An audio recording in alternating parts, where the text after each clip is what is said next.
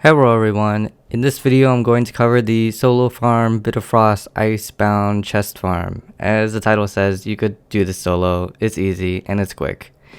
Throughout the video we'll be talking about what you can expect in terms of loot, what you need in order to get started, the route, and the result plus the rating of this farm. If you want to skip over to whatever part of the video, all the timestamps are linked below in the description. Okay, so to get started, the expected loot that you're going to get from this farm is you're going to get a lot of common unidentified gear, lots of uncommon imperial fragments. Like, it's crazy. You're going to do this for a few minutes and you're going to get dozens of the blue gear and probably a dozen or more of the green gear, and you're just going to get a lot of imperial fragments along the way. The unbound magic, the rare unidentified gear, and the winterberries, meh. You get some. They happen once in a while, but you're not going to get that many, and you probably shouldn't expect that many, but it will come. The first thing you'll need for this farm is you need to have access to Living World Season 3, Episode 3 to get to Bitterfrost Frontier. The second thing you'll need is the mastery under Ancient Magics, Coda's Flame.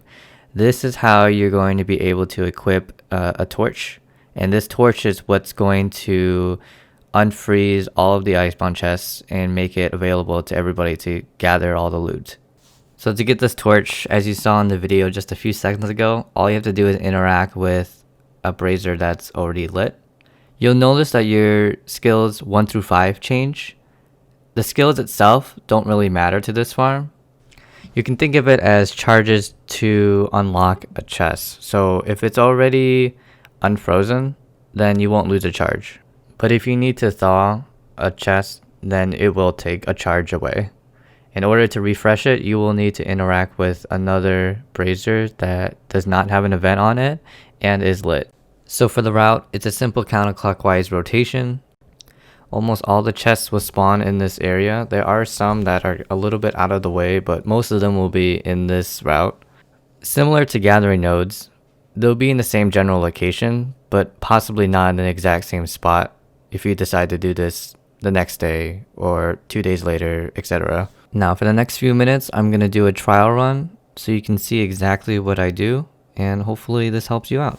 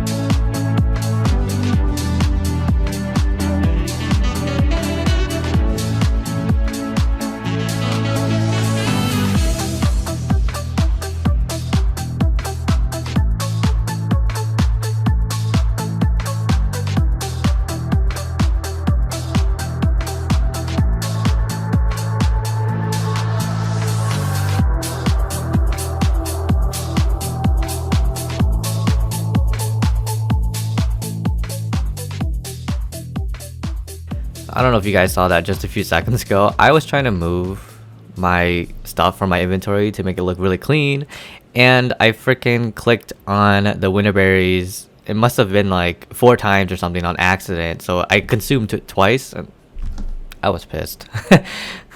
So anyways, it looks like for this trial, I did get 48 blue gear, 34 green gear, and 2 rares, 86 Imperial Fragments, and 9 Winterberries.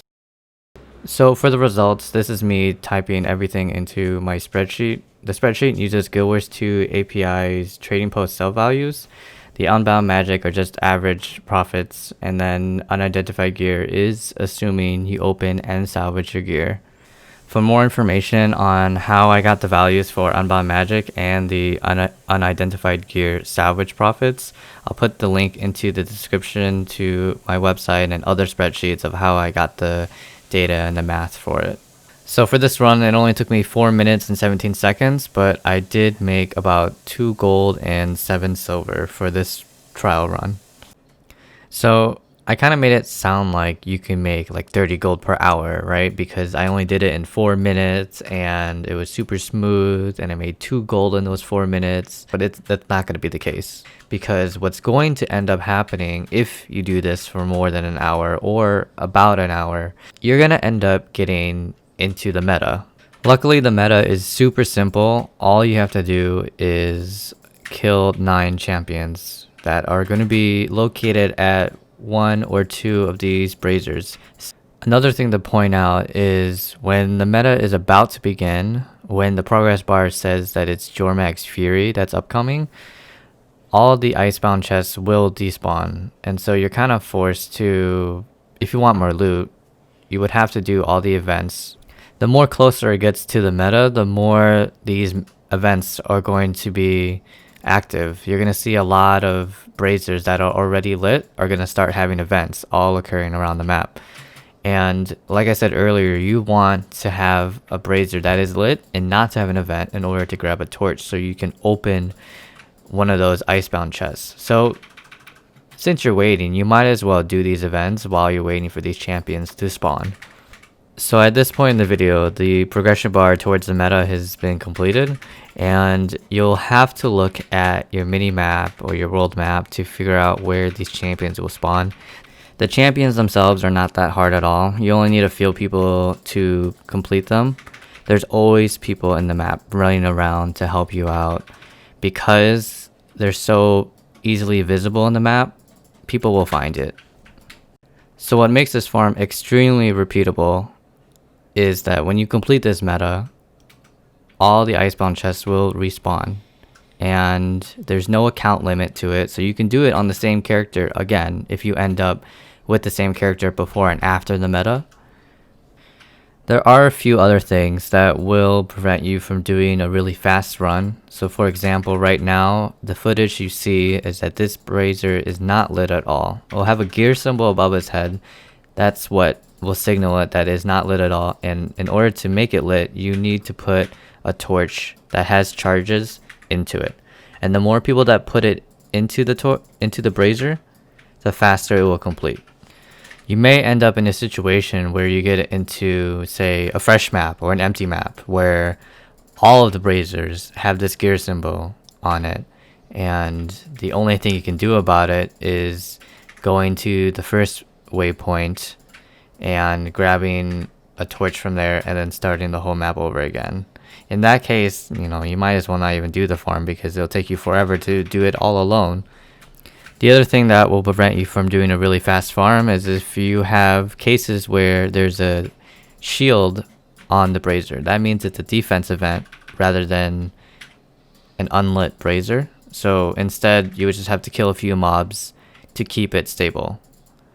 They're usually very quick to complete. If you end up in a situation where you see a lot of braziers ahead of you, ahead of the route, that have this defense symbol above it, you might as well do at least one of them, maybe one in between, so you have enough charges to keep going with your farm. But if there's only like one and all the other braziers are lit, then you could probably skip it or tag a mob and then move on. So to sum it all up, I would rate this farm 1 happy CHOYA farm. It is extremely repeatable, can be soloed easily, and can be started and stopped at any point. I would recommend this farm to all players if you need any kind of gold. Anybody who can range from a casual to a hardcore player, this farm is it's so easy. You just have to try it out. And plus, the more people that do this, the less likely you'll be in that situation where I said like 2 minutes ago, where you would have no braziers lit. The more people that do this, the more active it's going to be, and the more people are going to keep those braziers lit and keep this farm going. So thank you for watching today's video. I hope this video helped you out in giving you more options of how to increase your gold in the game. If you want to support me, definitely check out my website. Thumbs up on this video if you found it helpful, and subscribe to my channel for more future videos on how to make gold in different ways.